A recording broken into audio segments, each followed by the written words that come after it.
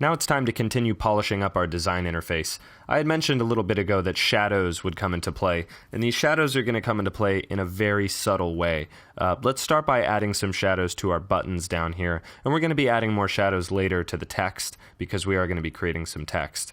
But let's start by getting some shadows popped in to make these buttons look like they're a little bit more three-dimensional. So I'm going to start by clicking on my middle button here. I'm going to hit Command 2 to zoom in on it. Command 2 is going to automatically draw me into that shape so I get a nice zoomed view that's also positioned properly on the shape.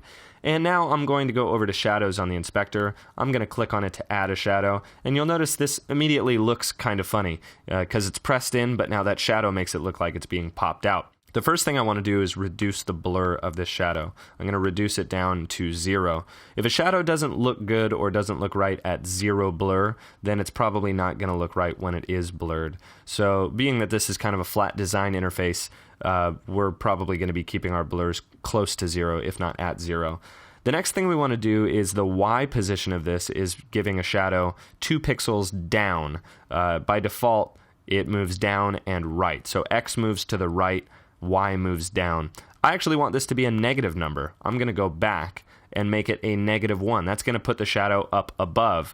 Because again, remember our gradient goes from dark to light. There's something to be said for that. That means our light source is up above, and it means the shape of this is kind of casting a shadow because it's pushed in. So our shadow should be cast at the top, and we should have a highlight at the bottom.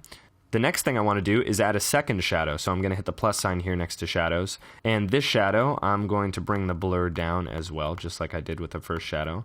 And I'm also going to bring it down to just 1, so it's being pushed down just 1 pixel. And now I'm going to change it to, instead of being black, I'm going to change it to be white, so I get a little bit of a ring of light there that makes it look like light is striking the edge because this button is slightly pushed in, slightly indented, and that it is part of a piece that is inset within another piece.